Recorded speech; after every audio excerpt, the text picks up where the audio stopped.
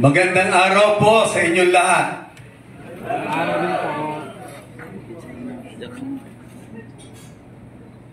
Thank God, I'm not alone in this journey.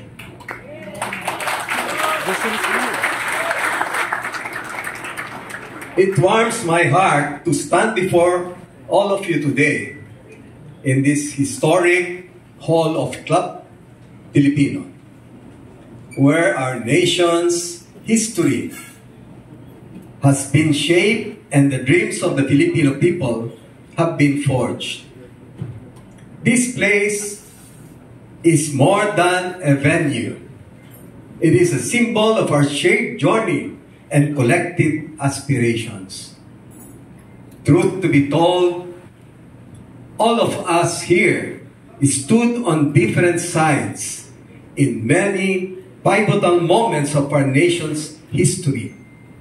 From martial law to EDSA, from the 1989 coups to EDSA II and III, from Oakwood to the Marine standoff and the Manila Peninsula siege.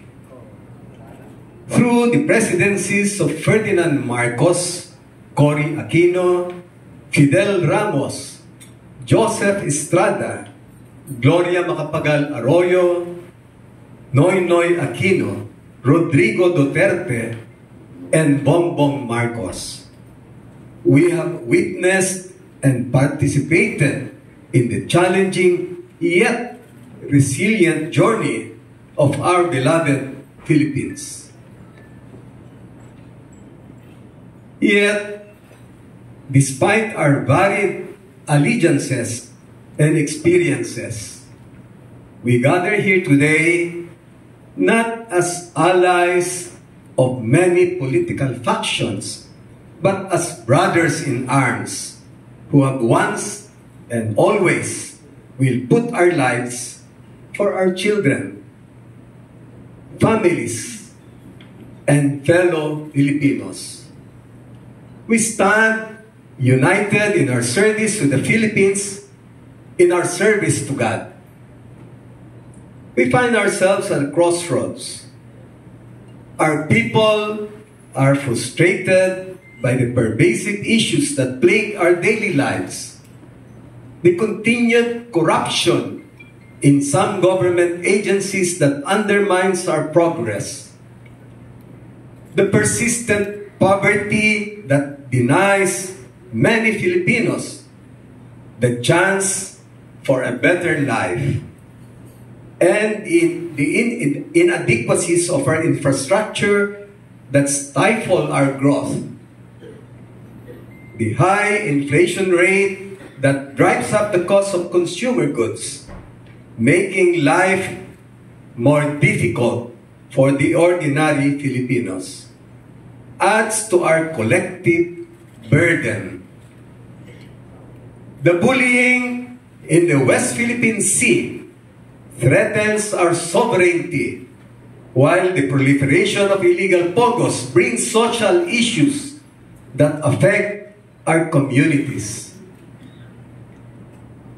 And the call for the modernization of our military to secure our nation and uphold our sovereignty with the respect it deserves is nothing short of urgent and vital for our survival as a free nation.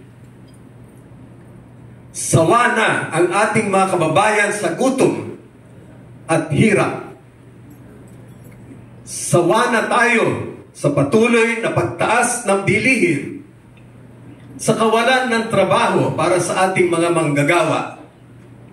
Sawa na tayo sa pang-api at panggigipit sa ating mga karagatan. Sawa na tayo sa pang-aabuso, pagmamalabis, at pagnanakaw ng ilang nasa kapangyarihan. It is precisely these frustrations that fuel our desire for change, for a better future.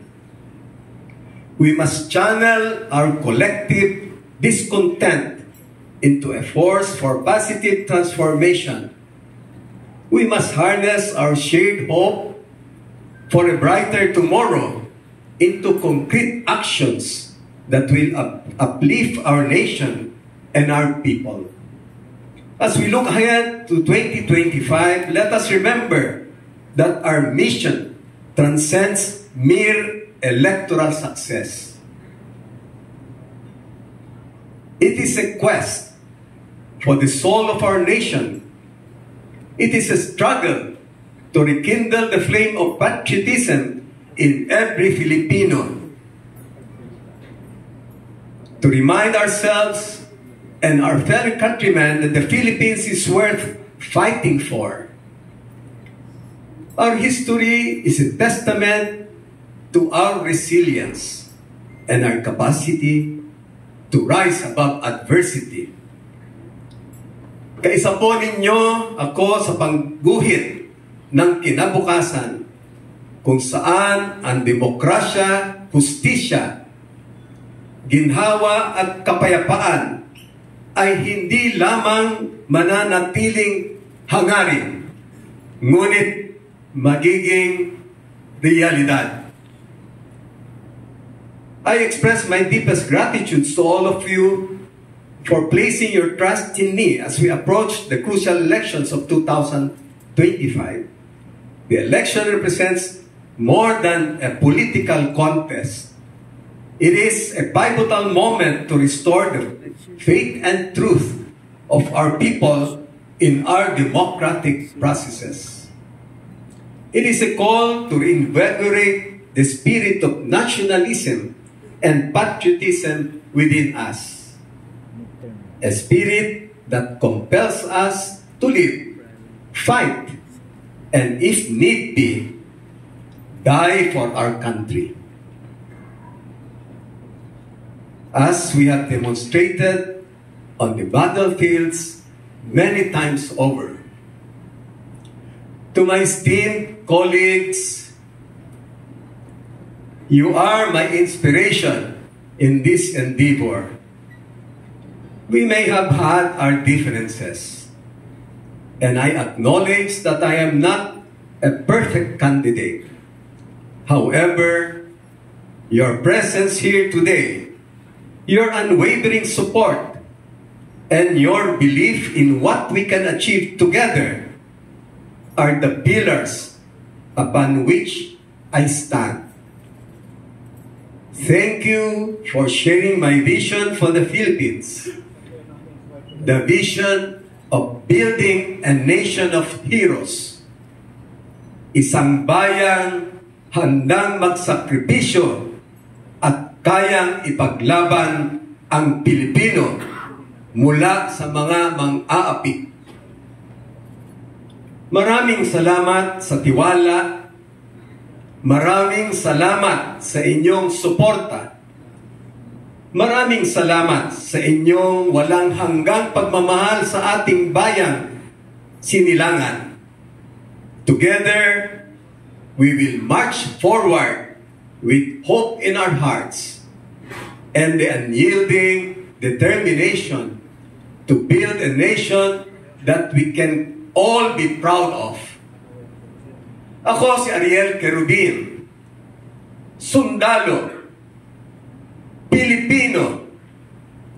Sa tulong ninyo, maninilbihan tayo sa Senado.